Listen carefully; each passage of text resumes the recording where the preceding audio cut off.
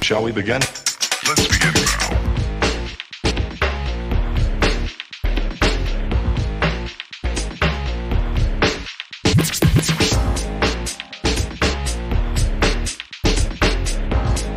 It was a game called Are You Nervous? And the object of that game was she'd place her hand somewhere on my body and I'd say if I was nervous or not.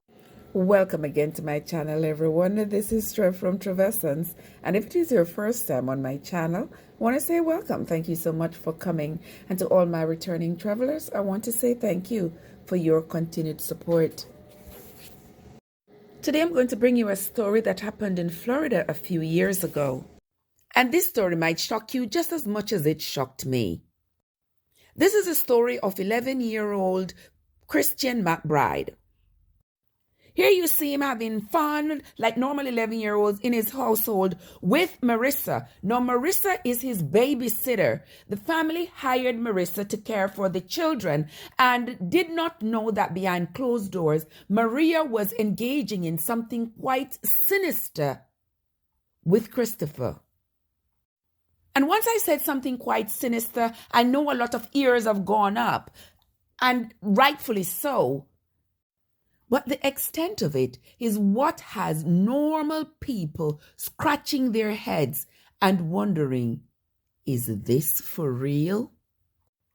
When 22-year-old Marissa, the live-in nanny for the McBride family, revealed that she was pregnant, she told the family she was pregnant by an ex-boyfriend. And though they had never seen this ex-boyfriend, they had no reason to disbelieve her. Throughout the pregnancy, Marissa continued to live and work with the family until she gave birth. That's when things took a turn that no one expected. At that time, Maria told 11-year-old Christopher that he was the child's father. Can you imagine an 11-year-old being told that he's the father of a child? I was confused. This photo shows him with his newborn son, Bentley. For 3 years, Chris kept the secret. The nanny, still living with his family, maintained the fiction that another man was baby Bentley's father. Chris finally came clean to his mother, Nadine. Mom, there's no way. There's no way Bentley can be your child. A DNA test proved it was true. When the results came back in, I went through it. The nanny was charged with multiple counts of sexual battery.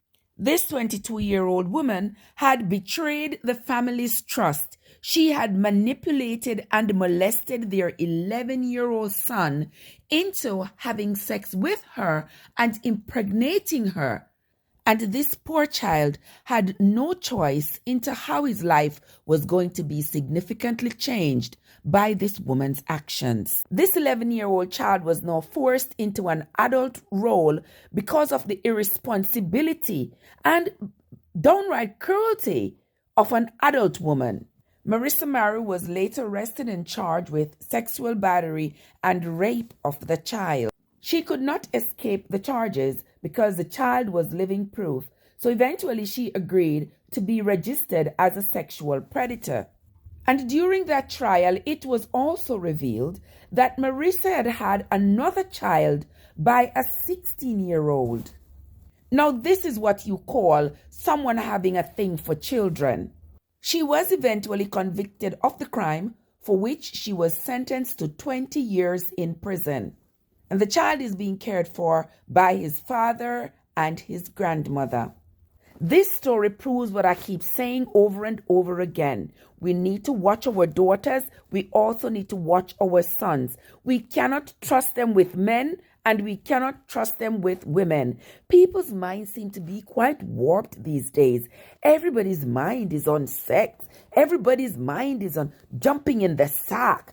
Everybody's mind is in the gutter. Nobody's thinking about reading a story to a child. They are looking at a child with sexual eyes. And this has to be crazy.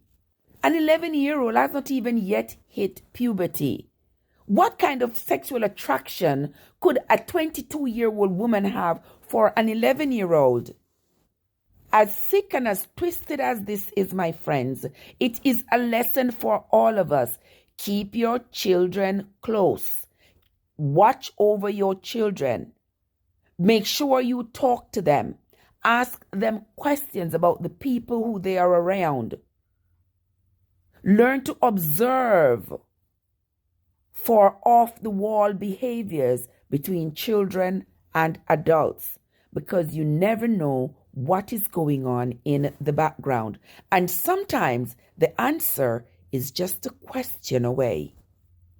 I have no doubt that this child is going to have a wonderful life, but also is going to have a story to tell.